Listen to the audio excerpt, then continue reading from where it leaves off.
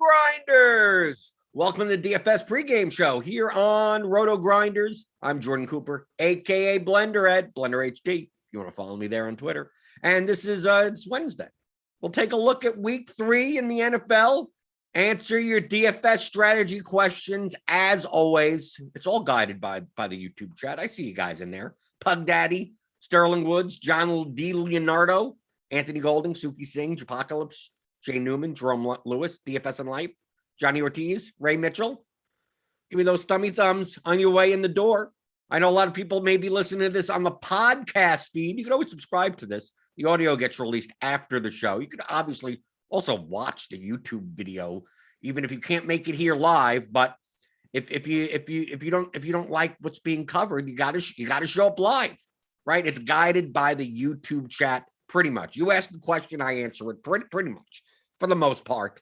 And the more thumbs up I get, the more questions I answer, right? And subscribe if you're new here. Hit the notification bell to know when we go live. It's kind of quiet Wednesday, right? Wednesday's not much. We don't get NBA back. I know there's MLB, right? There's MLB's almost over. You could play MLB, right? We got stuff going on the channel. Swolecast today, the OGs today. Obviously, Grinders live in crunch time for MLB, but I just wanted to address. I mean, I've explained this stuff before. If you go and watch the DFS pregame show since last year, just watch every episode, you'll find that it seems like there are episodes on repeat.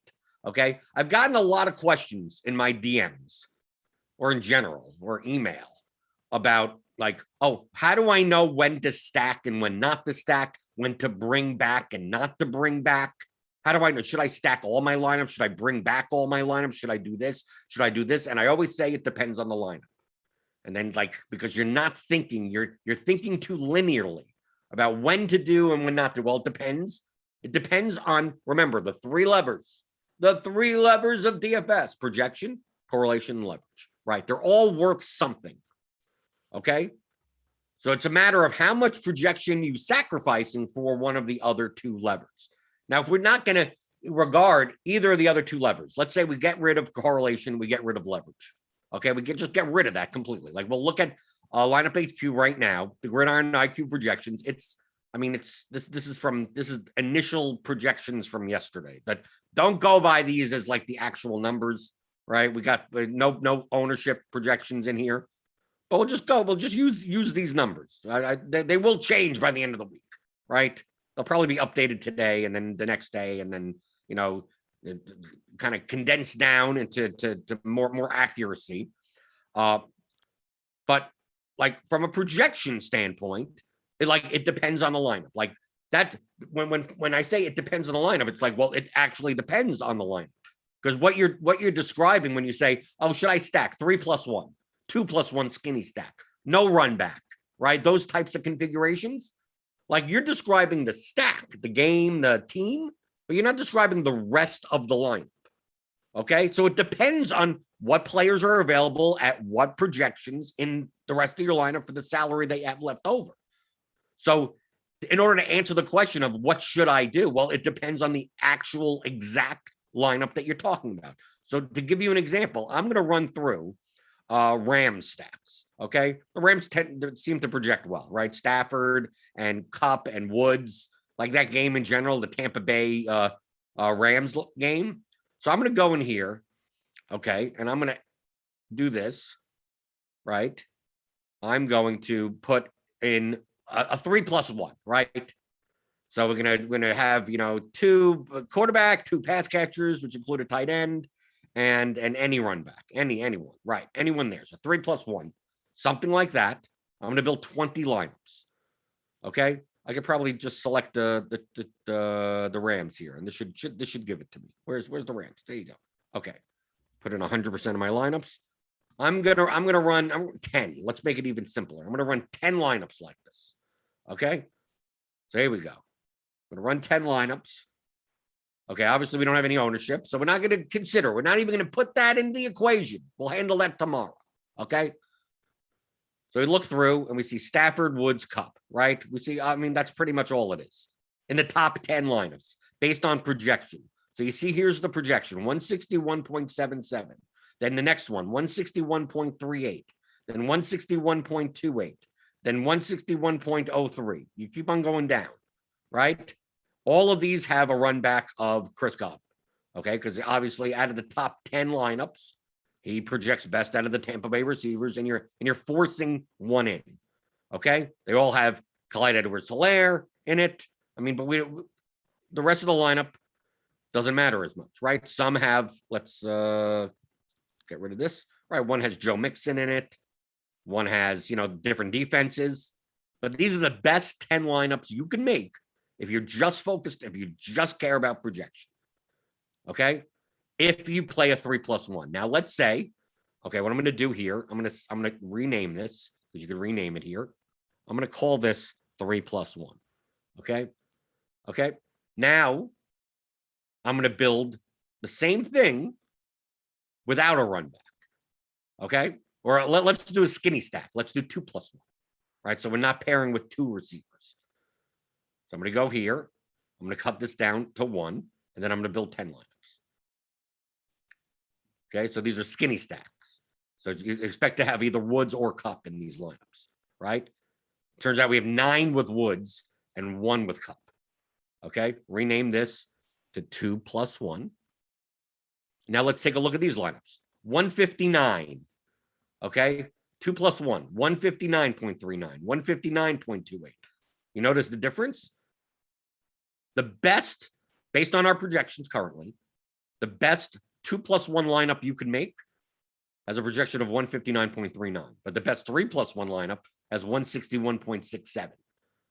Right? So the top 10 3+1 lineups, the 10th best is 160.49. So the top 10, all 10 of the 3+1s are higher projected than the top 2+1.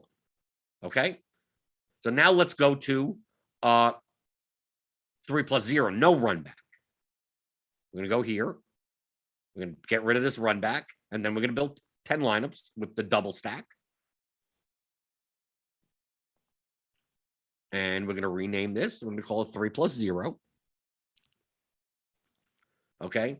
Now we see here 162.4, 162.2, 162.12, 162.04. These seem even higher than the 3+1s. 3+1s, the best 3+1 is 161.77. Okay. So that beats out what it looks like the top, the 5th, right? It would rank 5th. Right, 1, 2, 3, 4, 5, the 6th. So there are 5 3+0 lineups that are actually better than the best 3+1 lineup. And then we have obviously the 2+0, right? You just do just quarterback, wide receiver, no run back whatsoever. We're going to build 10 of those lineups. Okay, I'm going to call this 2+0. So just a simple quarterback, wide receiver correlation. 159.72, 159.36, 159.26. Okay. Now let's just say, regardless of obviously any type of diversification that you want in your portfolio, I'm going to save all of these lineups. Okay. I'm just going to save this in all lineups below. There, those are saved. This in all lineups below. Save those. They'll show up in, so the 10s in all of these. Save this in all lineups below. Save this in all lineups below. Now, let's say you wanted to play 20 Rams stacks. You have 20 Rams lineups, based lineups. Regardless, you're not caring about diversification. You're not caring about ownership. You're not caring about anything, right? So you just want to play 20 of them. So which 20 would you play? Like, if you have a choice, it would be by projection, right? So you go 1, 2, 3, 4, 5, 6, 7, 8, 9, 10, 11, 12, 13, 14, 15, 16, 17, 18, 19, 20. So anything below this, we don't want. Unsave all lineups below and get rid of that one also. Okay. So we got our 20 lineups. Okay. So which ones are better? Okay. So this one is a Stafford, Kupp, Woods with no bring back. Okay. It also has 2 Bengals receivers, whatever. We're not going to care about that. So just in general. Okay. So the best projected one is 162.4. The next one, no bring back. This next one over here, also no bring back. This next one, no bring back. This one, 1, 2, okay, another not a bring back. Oh, here we go. Here's Godwin. Okay. Here is, do we get Godwin in here? No, we don't have Godwin in there. We don't got Godwin in there. We don't have one in here. We don't have anything in here. So we got 1 with Godwin. 1 with Godwin. Here's another. Oh, here's another one. 2, 3. I mean, we could just look at the Godwin. Probably just look at the, 50%. So 10 of them have a Godwin bring back. Do we have any other Tampa Bay guys in here? No. Okay. If we just go by projection. And it looks here, we have 100% Cup Woods. So basically, it's all double stacks. All double stacks in the top 20. All double stacks and half of them with a bring back. Of course, you're going to have to put in Kelsey and like Mike Davis. Like, we're just not going to worry about the rest of the line because it's just going to fit in the best projected players for the rest of your lineup. So based on this, it's like, well, what should I play? Like, so if you ask me, like, so does that mean you don't play any 2+1s? No. Well, a 2+1 of this, like right up here, Stafford, Woods, Godwin, is 159.39. So it's going to be better than other lineups that are lower than it. So like if you were going to play a 3+1, let's say, oh, which one is better, a 3+1 or a 2+1? Well, it depends on the rest of your lineup. Let's say instead of Kelsey, I'm going to move around this lineup. Let's say you're going to play Hawkinson there, right? So I'm going to move Hawkinson there. You have plenty of salary left. You're going to go up from Diami Brown and play Adam Thielen. I'm just making up stuff, right?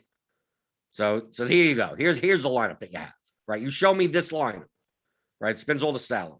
Stafford, Cooper Kupp, Woods, and Godwin, right? So you go, okay, here's the 3+1. And you fill it out with Mike Davis, Clyde Edwards-Helaire, Thielen, Hawkinson, and the Browns defense. Well, look at the projection now. 157.3. We have lineups in the 3+0 without a bring back, right? That are way better than it. That are 5 points better than it. It's primarily because you're playing lower projected players in the other parts of your lineup. But if you had to compare the 2 lineups together, this 3+0 and this 3+1 with the bring, then you'd rather not have. It's not about not having the bring back. Obviously, it's not having the certain players that you have in the rest of your lineup. That's why you have to think in terms of the lineups. This is what lineups, not players, means. You have 9 slots in the lineup. Once you start moving all these other stuff up, then this naked double stack is much better from a projection standpoint without considering ownership. Okay. So now let's go to another. Let's try something else. Okay. Let's go to. Let me get rid of the saved lineups. Let's go to the save lineups and clear save lineups. Yes. Okay. So now let's go to, we could do this kind of all at once. We could try to do it all at once. So let's take another team. Doesn't matter what it is. Does not matter at all. Let's take Cincinnati. Okay. We saw those receivers come up. Okay. So what we're going to do, we're going to do the 3 types. We're going to do let's do all 4 types, right? We'll put 4 of these up. So we got the 3+1 right here, right? 3+1. We got the skinny stack. So that's 2+1. We just want Cincinnati. Here we go. And we're going to do 25%, just so we get a bunch of everything. 25. So we got the skinny with the bring back. Here's the 3+0. So no bring back here. Cincinnati. That's 25%. Then we have just the simple, just single 2+0, whatever. 25%. Okay. Now let's run 100 lineups. Okay. And we could see what the projection of these lineups look like and who's in them. Let's see. Let me go through the YouTube chat while this is working out.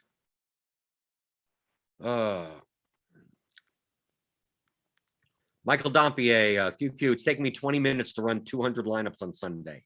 Yeah, that's a long time. That's abnormally long. What's normal for my runtime? Typically depends on how many things I've set up in there, but it's usually no more than 5 minutes. I mean, 5 minutes is kind of long. 3 minutes? I know this is my problem to solve, but I need to set up my rules better somehow. Yeah, you must be setting up either a lot more build rules or very constricting build rules or something. Like 20 minutes is yes, that's abnormally long. Like that's not like a problem with like our back end or anything. Because I make a lot of build rules. I make a lot of build rules and stuff and stack combinations, and I could build 150 lineups in 3 minutes or so, 5 at the most. So yeah, so I would check out exactly what you're doing. Benjamin St. Germain, what do you mean by when you say 3+1 and 2+0? 3+1 means 3 players from one team and 1 player from the opposing team. So a quarterback plus wide receiver from like one team, like we saw before. Matthew Stafford plus Woods plus Cup, and then a receiver or any player from the opposite side of the game, Chris Godwin, because they're playing the Buccaneers. 2+0 would be 2 guys from the same team, quarterback and a pass catcher, wide receiver, right? Stafford plus Cup, and then 0 would mean no one from the other side of the game. That's how I refer to game stack, to stack type lineups. 4+2, that's like overstacking. So we're going to do 3+1, 2+1. Usually 3+1, 3+0 is like double stack. 3+1 would be double stack with a bring back or a run back. 2+1 would be a skinny stack with a bring back, right? It's kind of little terms that the DFS community have. Okay, let's take a look at what we got. Okay, we're going to get tons of, even with the Bengals. Why am I getting Rams? Why am I getting everything like this? Come on. Does this not work correctly? Come on. Cincinnati.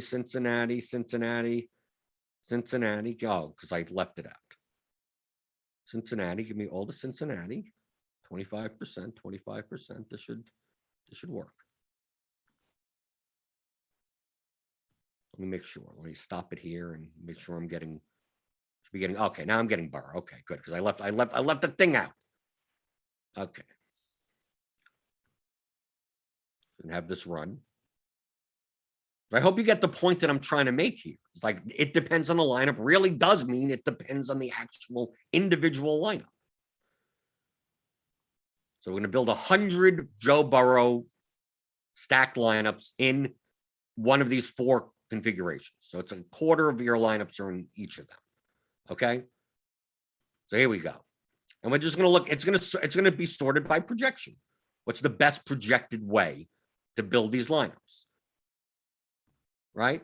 We're not going to worry about the rest of the lineup because it's going to have a lot of Cup and Woods and whatever in it, and Clyde Edwards-Helaire and Higgins and Travis Kelce. So we see here, they're playing Pittsburgh. Okay, so how many Pittsburgh players do we have? We don't have that many. We have Najee Harris. Like we sort by team. So you can see where the run back is. Because it would be Pittsburgh. So where's Pittsburgh? We just get Najee Harris. We don't get any in the top 100 lineups. We get no Deontay Johnson, no Juju Smith-Schuster, no Chase Claypool. We get Najee Harris. And 50%. So obviously the other 50% don't have a run back at all.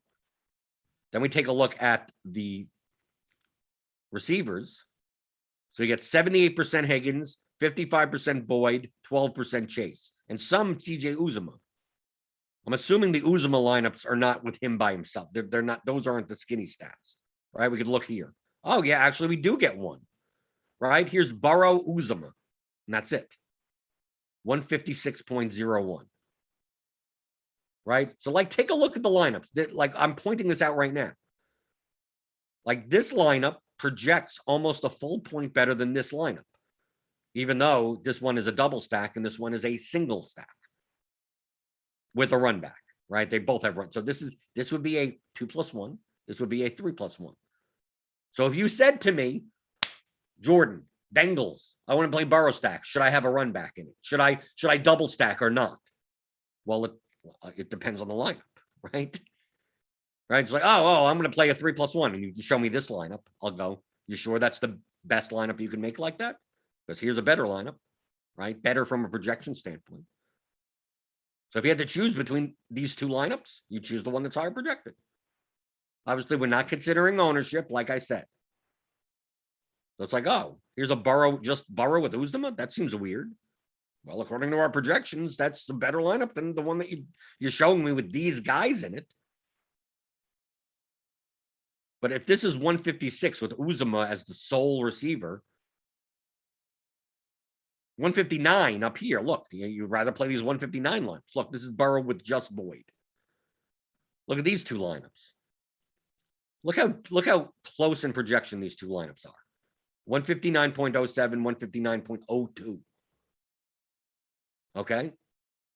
Neither of them have Najee Harris. So these are just single stack. That's it. So based on the projections of all the other players in the player pool that have to fill out the rest of your lineup, it looks like Burrow without a run back, when's the first time we even get Najee Harris in a lineup out of the top 100? 1, 2, 3, 4, 5, 6, 7. I mean, we're scrolling. We're scrolling. Okay, here we go. Najee Harris. So the first time we see a bring back with Najee Harris is a 3+1, 158.17. Okay. So if you're building this lineup, let's say this, as of now, based on our projections, is the best version, the highest projected version of a 3+1 Cincinnati stacked lineup. It would have these exact players. But if you said to me, well, I want to build the lineup that's right up over here, it would be slightly better. And it doesn't have a second receiver because this one is projected for 158.22. This one's projected for 158.17. Yes, it's a 0.05 difference. It's pretty marginal. But in all technicality, mathematically, this lineup would be better than that lineup, even though this lineup is just a single stack with no run back. This lineup is a 3+1. This lineup is a 2+0. So if you're going to ask me, should I be building 3+1s? Should I be building these questions? Like, well, it depends on the lineups, right? I'll take much better 3+0s than needing to force in a run back, right? I'll take better. I mean, you can make better lineups like that, then make better lineups like that. You have to compare and see. Now, obviously, the correlation of the run back is worth something. Okay. Now, I would say in this case, where the projection difference is 0.05, that the correlation of having Najee Harris as the run back and a double stack, because they're all correlated, is probably worth more than 0.05 in the projection. Okay. Is it worth enough to not play the top 2 points? I don't know. Right. You'd have to simulate that out to know exactly, have a better gauge.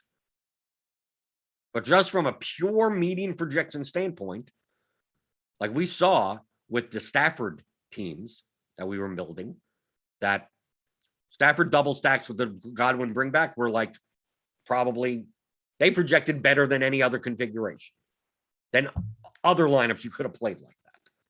But we see here with Burrow, it's not necessarily the case. And playing a Pittsburgh guy on the other side, you're going to be, in order to play the Pittsburgh guy on the other side, especially if it's the receiver, you're going to be sacrificing projection to do so, which may be fine if the ownership comes with it. Like I said, we're not considering ownership at all. You have to walk before you could run. So when you say, well, should I stack? Should I not? This is what I mean by it depends on the line. We could go to another team and start building like that. Obviously, these projections, I don't know. These projections that were built yesterday morning, which I don't even think Jamino has even looked at.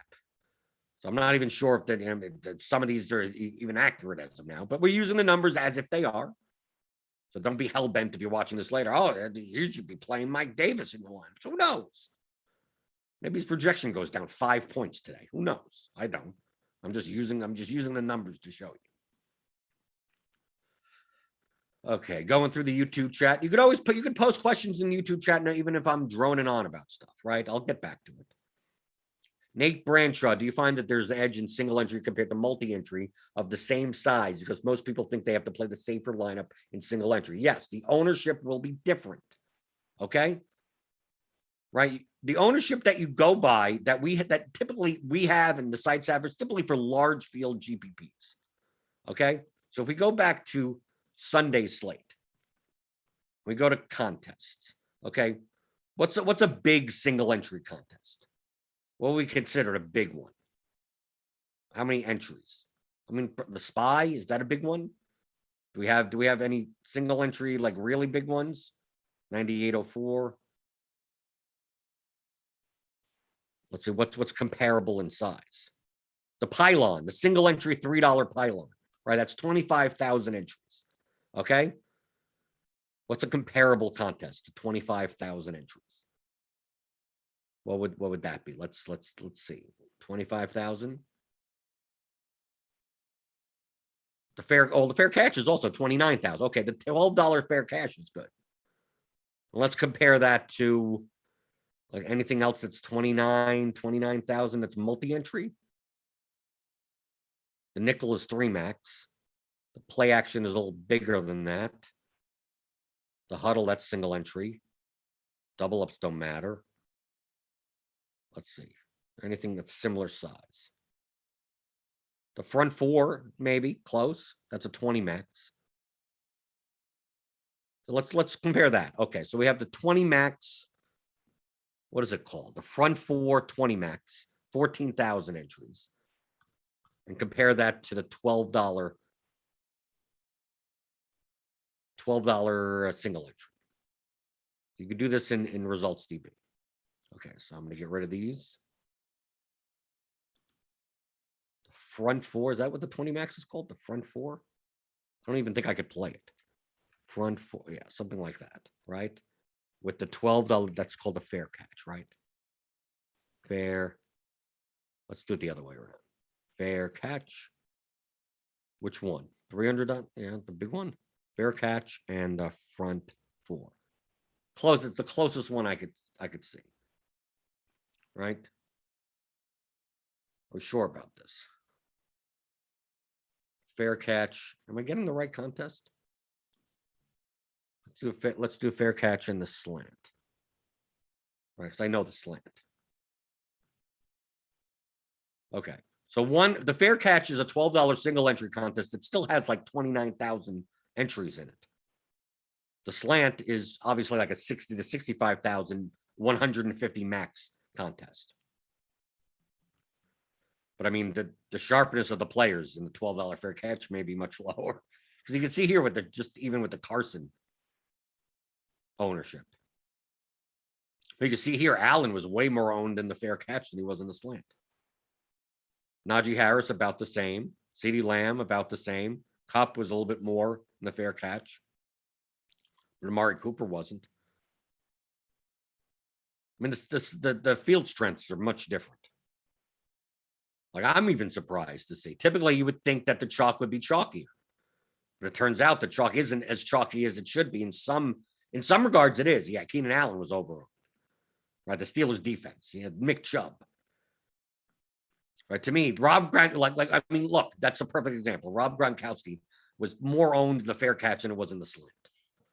But I think that's not a byproduct of field size or a single entry or anything. It's a byproduct of weaker players. So that's why going from the slant, going with the Spy to the slant. Like we go to the Spy, $100 contest with the slant. Then you see more. Even then you don't. With Carson at least. But look, Keenan Allen was 36% in the Spy. 28% for Harris. Lamb was more owned. Herbert, Fant was more owned. Right? So there's an edge in Bill being more contrarian. You gain more leverage. The chalkier the chalk gets, the more leverage you gain by not having them. So if you built in the SPY, if you just played a lineup without, like, let's say you just X'd out the Chargers Cowboys game this past week, you would have gotten rid of 36% Allen, 28% Lamb, 22% Herbert, 17% Cooper, right? Maybe you do play a running back. But you get rid of, like, all these high-owned players, like, you get rid of. Once you eliminate the total ownership of what? 36 plus 28 is what? 64. 64 plus 84, 92, 92, 100, and I mean, like 100 and whatever in total ownership. Like, just build whatever lineup you want at that point. Right? Doesn't mean you have, oh, now I have to get even more off the board. Like, no, just X out that game and then build the best lineup you can. Probably stack still. But it doesn't mean you have to fade Najee Harris or Chris Carson at all anymore. Right? You have all the leverage you need. Only because they're more owned here. You can't do it as much in the slant. So let's combine all of this ownership. When we combine those players in the SPY, it was like 110. In the slant, it's 24 plus 22, that's 46, plus 15, it's 61, 61 plus 18, it's 79, right? So about 80, right? So by fading that game, these higher owned parts of that game, you eliminate 110% of total ownership. In the slant, you only eliminate 80% of total ownership. Now let's go to the milli. Okay? Where it becomes an even weaker field. Okay? So now we got Keenan Allen at 24. Najee Harris. Okay, no, that's CeeDee Lamb at 20. So we're shaving off from the slant. The slant was 80 total ownership. So we shave off another 2. That's 78.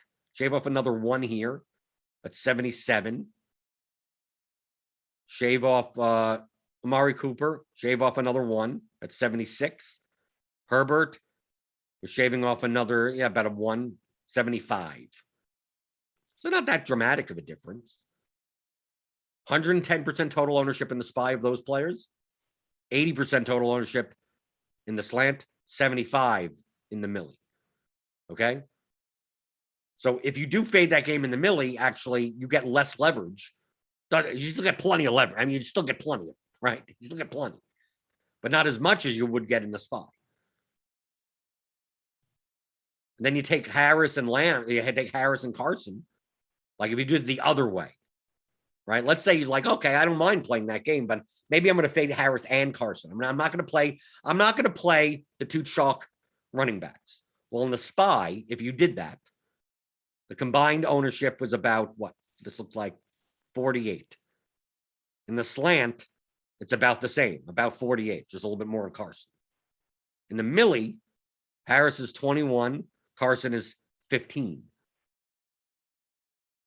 Okay, so instead of 48 to 50, if you fade them, you're gaining in ownership.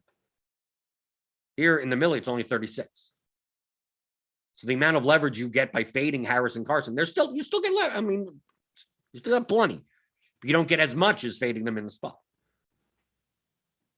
So that's why when I say that I tend to be more contrarian in single entry and 3 max, it's because of this reason. Doesn't mean I'm getting nuts, though. It just means like, okay, when I play single entry 3 max, it's not about who I'm playing. It's more about who I'm not playing. In the milli, it's kind of the other way around.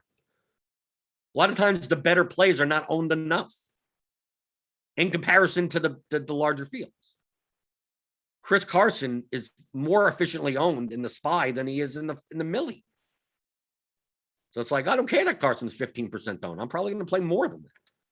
Najee Harris was 21% owned in the milli. He probably should be 24% owned, which makes him too high owned in the SPY, but not high owned up in the milli. Keenan Allen is not that. Keenan Allen probably shouldn't be more than 20% owned in any contest. So obviously he's wildly over-owned in the SPY. He's still over-owned in these other 2 contests, but not as much so. Allen could still make lineups in these other 2 contests. But Keenan Allen, I played 25 single-entry 3 max lineups. I had 0 Keenan Allen. It's the easiest way. Just done. I'm getting rid of so much ownership just by just by doing that, fading that game, just like just build whichever the highest projected lineups you can from there. Perfectly fine. But it's easy to do that in something like the SPY, in a single entry, smaller field contest, which is not that small field contest. The large field stuff, you get so many dead lineups that sometimes the ownership, like Gronkowski shouldn't have been as owned as he was. But it's like you don't have to just outright X out like the top 7 guys. They're also some of the best projected guys. So it's like, I'm going to sacrifice 3 to 4 points of projection in all my lineups and build 150 without any of that game. You can, but I'm sure you could make plenty of lineups that are fine, leveraged fine, even with stacking that game when they're at these ownerships. When Noah Fant is 17 and Carson's 15 and Harris is 21 and even Allen at 24. You show me 36 and 28s and, like this level, it makes it much more easy to just say X, X, X, and then just build anything I want from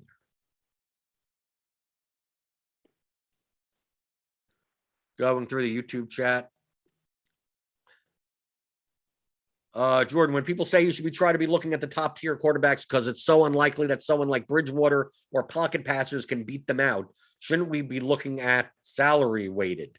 Well, you should be looking at the lineups, okay?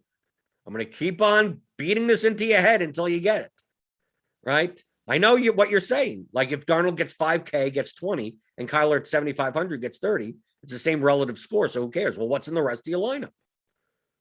Obviously, you're pairing a quarterback with receivers.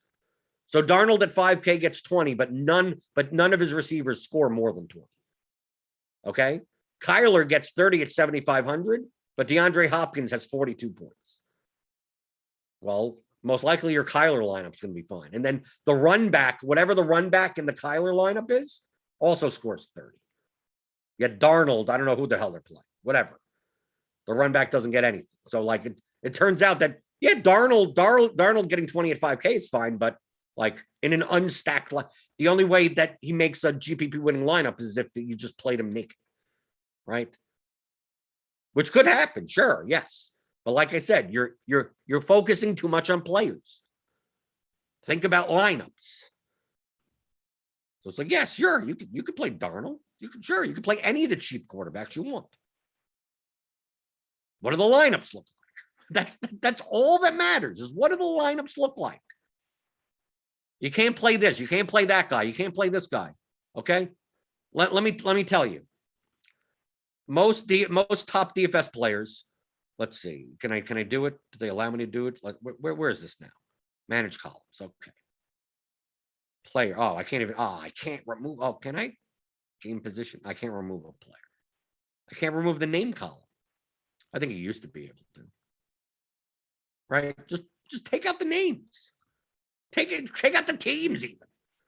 Just look at the numbers. You can build lineups. Most DFS players, most of the top MMA DFS players are not watching the games. Some of them don't know what these guys look like. Okay? Right? So it's like, well, do I play a quarterback that plays like this? Do I play like no. Just build good lineups. People overthink this too much. Wildly overthinking. It's almost too easy. Like once you get it, you realize that it's like you almost feel like this can't be right.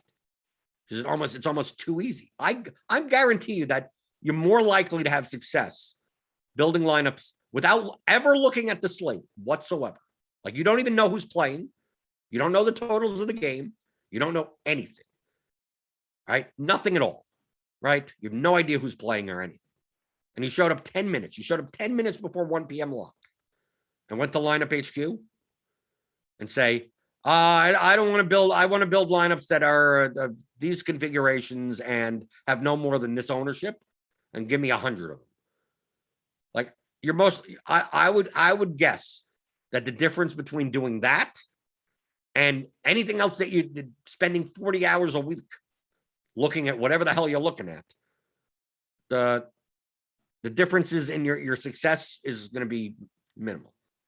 You'll do better with the first method of showing up 10 minutes before a slate, pressing, going, okay, I'm going to play, just showing up first. I'm going to build 150 lineups, right? I'm going to build 150 lineups.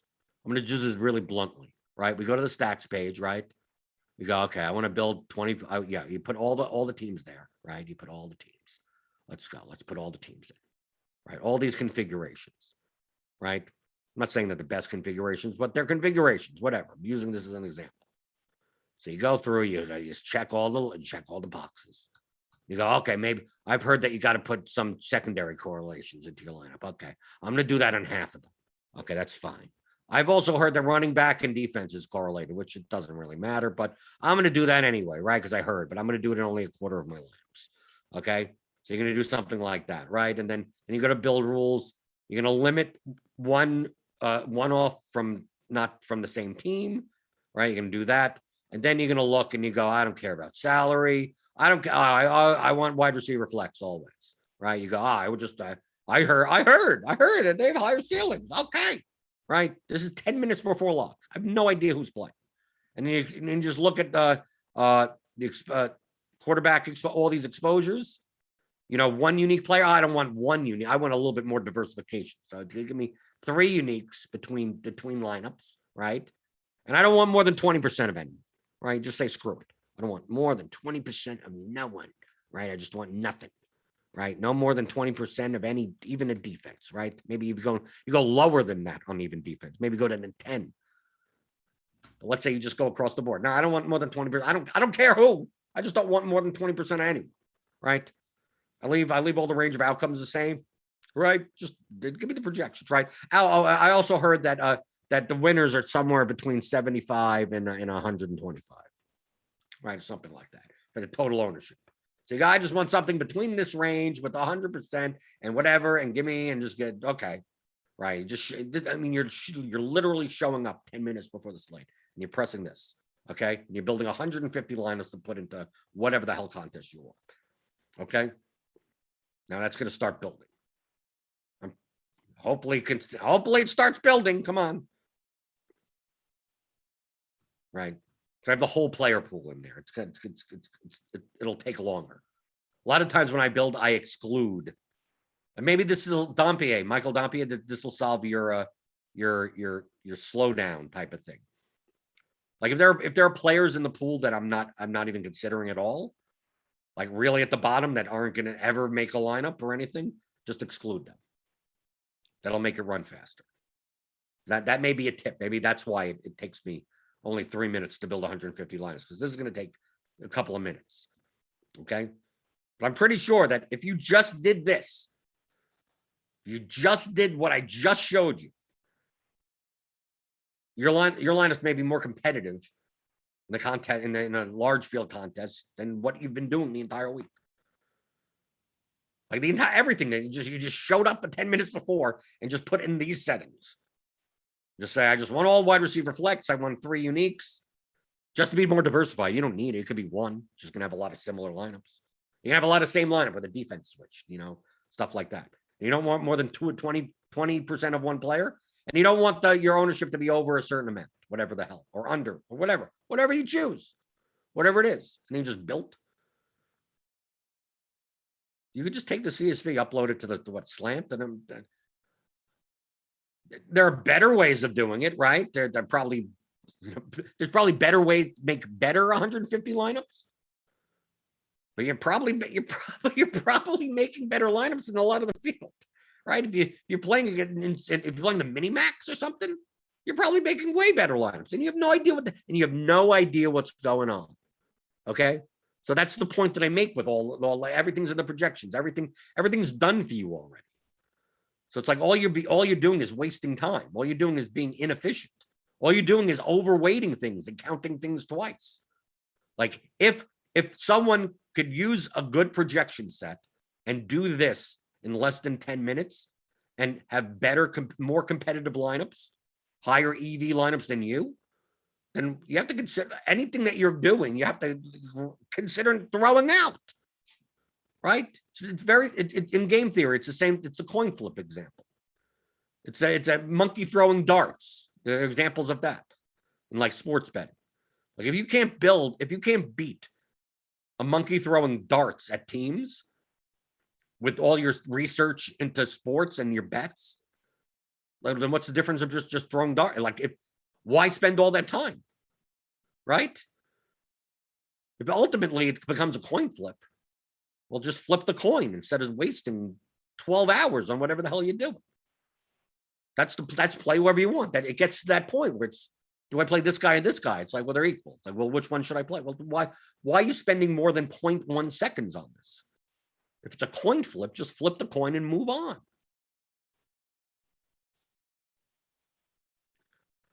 Let's see. Rob B, question for you, sir. You don't have to call me sir. I don't have the type of personality that I think deserves to be called sir. I may be misunderstanding you, but weekly I put together 40 lineups, 20 for 20 max, and 20 for single entry 3 max. I built 150 lineups, chop off anything more than 10 points off the optimal. Okay. That's okay. Then take off the top projected own with less points. This messes up my exposure though. Should I just build 100 to keep my exposures more in line? No, what you're doing is just you're pruning your lineups for the better lineups by like a fraction of a point here, a point there. But obviously you're not going to be as diversified that way. So the diversification is a matter of risk tolerance. It has nothing to do with strategy. So the reason you want to be exposed to different types of players is to spread out your risk, not because they're better lineups, right? One lineup is half a point projected better than the other, but it uses the same player that you're using in like 90% of your lineups. So are you willing to sacrifice the half a point in projection for the sake of spreading out your risk? Well, that decision is purely up to you. That there's no right answer to that. If you just were going by EV, if you were just going by EV, you'd play 150 of the same lineup, right? And you take first through 150, right? So there's some concession that you're making for the sake of diversification. Now, there are some DFS players that don't mind being very condensed and saying, I'm going to play the same 6 guys in all 150 lineups and then rotate 2 around or 3 around. Right.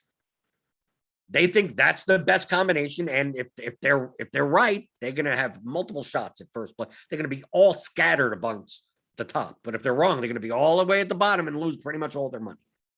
Okay. So that swing of, I can win a lot, I can lose a lot. But the more diversified you have, you end up in these more narrower ranges. So if you're more conservative with your bankroll management, you'd probably be a little bit more diversified.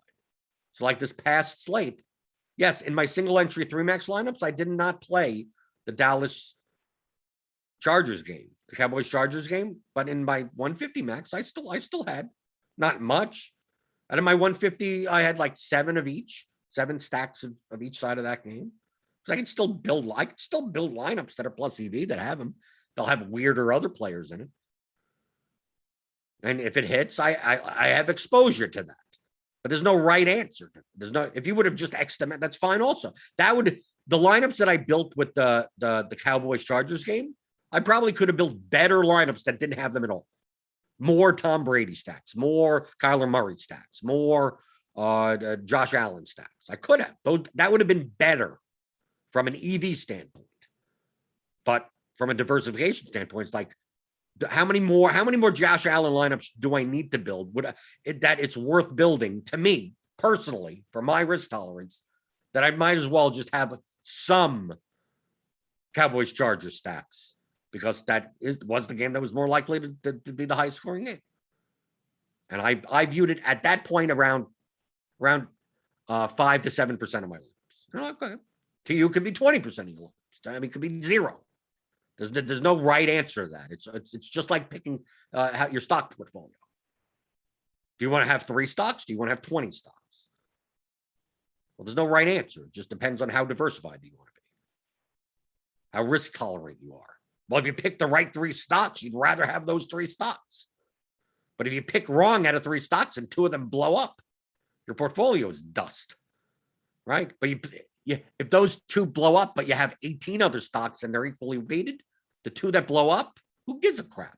You probably have 2 that explode, that went up.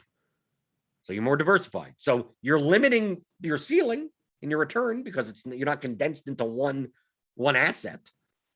but you're limiting your downside because you're more diversified. So, but there's no right answer there. Let's see. Max Hankin says, "Do you think you could be profitable in GPP these days doing just what I'm doing right now?" Yes.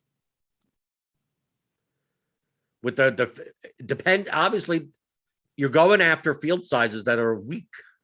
This is why you attack the weakest opponents. Can you do this in the higher stakes? Probably. I don't think so. I would think you have a positive return doing this. Obviously, you're playing large field GPPs. So realizing that EV could take God knows how long. There's no reason why it can't be. There's no reason why this can't be profitable. Because the process that I'm showing you right now is not too dissimilar from the process that top GPP players use. Take a look. We go through the results DB. So some of this where they have an automated process. They're not in. If you listen to Lulz, Brian Hooper, Peter Overzet, like Brian Hooper multiple times says he doesn't pick play. He doesn't pick lineups either. He automates his process, so it just does it for him. So he's doing something similar to this. I mean, this is a very rudimentary way to do it. It's a similar type of process. He would include simulations, going through, simulating a contest, seeing what lineups are better than other lineups, and then playing more of those lineups. He's going to be more exact doing it that way. So that's the proper way of doing it. This is kind of the blunt way of doing it. But it's a similar type of process. A lot of the top GPP players aren't picking players or picking lineups.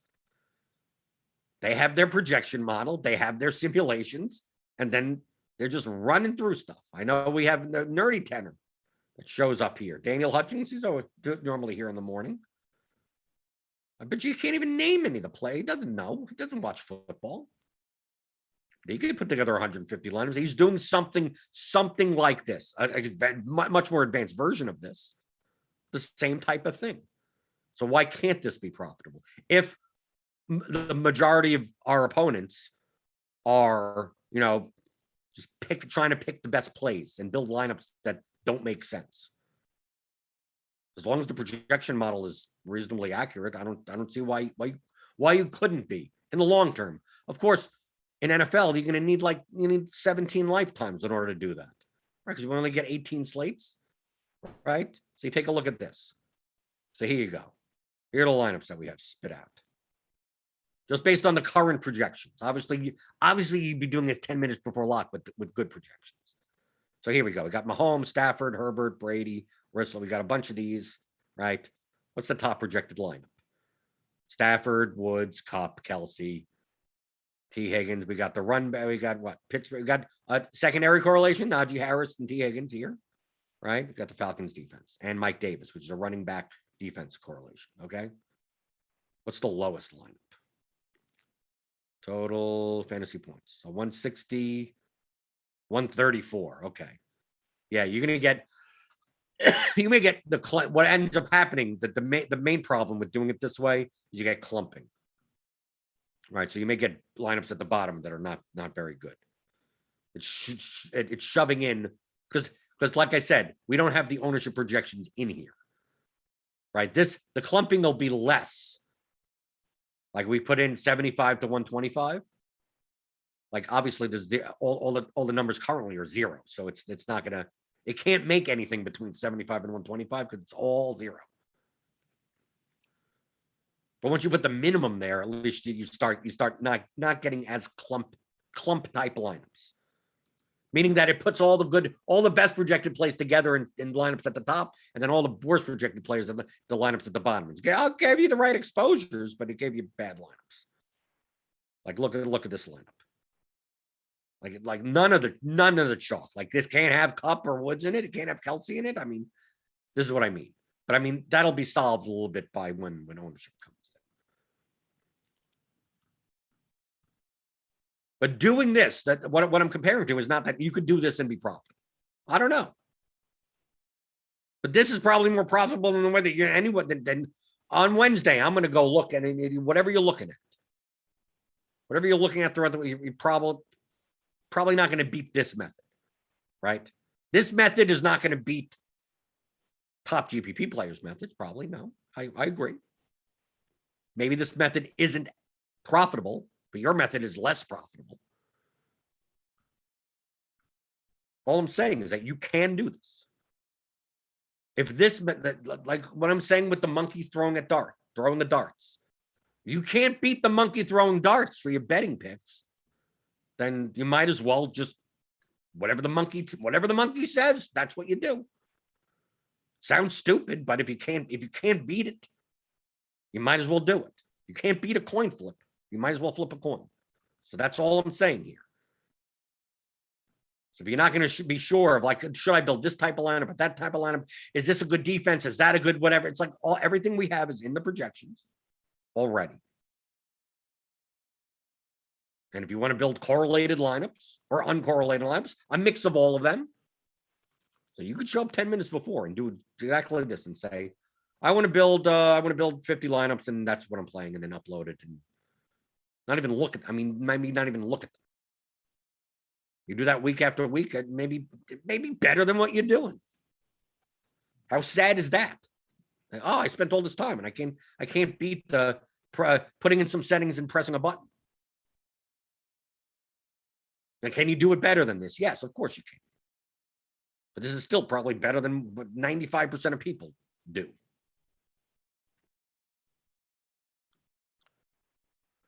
Oh, let's see.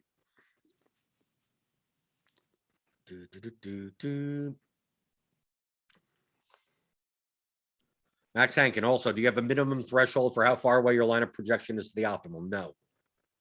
Because it all depends on what the ownership of the lineup is. And every slate is going to be different. So remember, you can answer the question with a yes or a no, or you can answer a question with an exact number. It's a stupid question in DFS. Oh, let's see.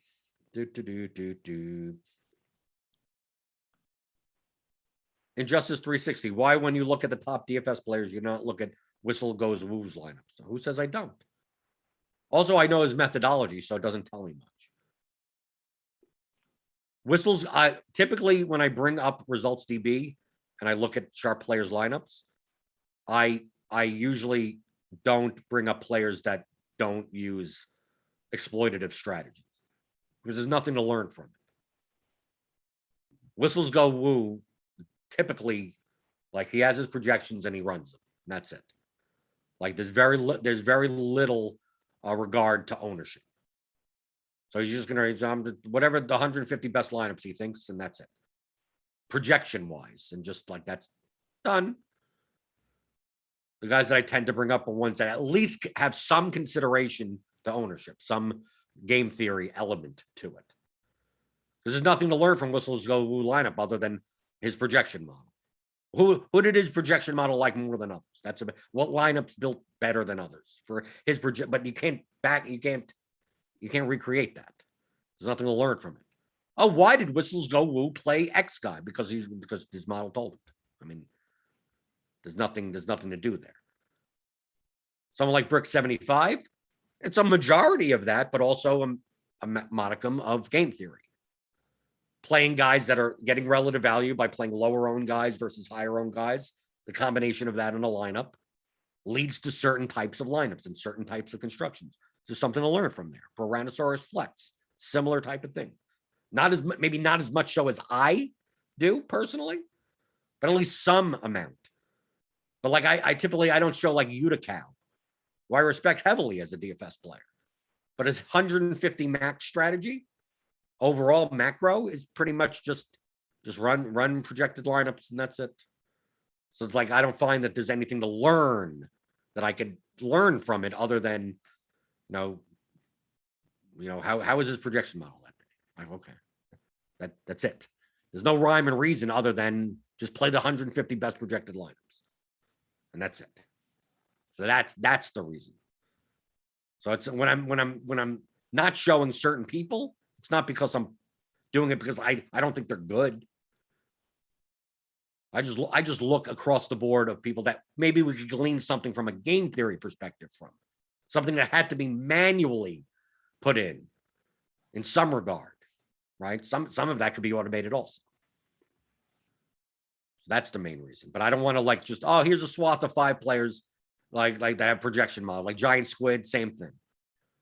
Like it's just, what do I learn other than, okay, I need to use his projection model? I mean, like that's about it. There's no strategic element to a lot of his play. And you put enough volume and you have the best projections and you know the best simulations. Like you make money that way. I think you make more money exploiting the field. And me and Nerdy Tenor talked about that on the Theory of DFS podcast, which is free.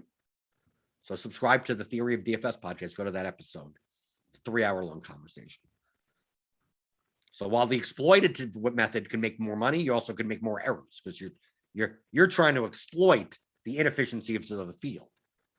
Someone like Nerdy Tenor is invoking a balanced strategy of as long as I play players at the proper frequencies and the field is inefficient, you automatically make money.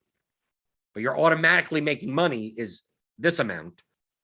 But if you know exactly where the field is inefficient and you double down on those spots, you'll make 5 times as much money. But your standard deviation is going to be much higher. I mean, your swings are going to be bigger. Let's see. Is there a way to spit out lineups based on ceiling instead of projection? Yeah, well, ceiling is a projection. Yeah, you just go here. F points, ceiling. There you go. Right? So we have these columns, right? Median, floor, ceiling. So yeah, so we have this little drop down here. F points, ceiling, floor, if you want. So you could build off of whatever you want. Obviously, the lineup viewer, you can't. So yeah, we got everything at the lineup HQ. Sign up for RotoGrinders Premium, right? Sign up for RotoGrinders Premium. Get $10 off your first month by clicking on the link in the description and give some thumbs up on your way out the door. Give me the thumbs, right? Hope you understand what I went through in this episode to show you that this is what lineups, not players, means. Let's take a look at lineups. What lineups is better than other lineups? How do you build good lineups? Well, do I play this guy with that guy or this guy with that guy? I was like, well, it depends on the lineup. Show me the lineup, show me the projection, show me the ownership. Ding, dong, ding. Okay. This one may be slightly better than the other. I mean, like, you'd have to show me the whole lineup. We got Swolecast coming up on the Swolecast YouTube channel, and the OGs are coming up today. The Grinders Live. There's tons of NFL stuff tomorrow, right? We got Showdown tomorrow. We got so all these shows, right? Saturday there's shows, Sunday morning there's shows. So you subscribe to the YouTube channel, click on that button, click on the notification bell to know when all of this goes live on YouTube. Grinders Live and Crunch Time for MLB is coming up later today. But I will see you tomorrow. Same old thing. We'll maybe talk a little bit more about the Thursday Showdown slate and anything regarding DFS strategy, because that's what I do. That's what I do for you folks every Monday through Friday at 11 o'clock Eastern on the DFS pregame show on RotoGrinders.com.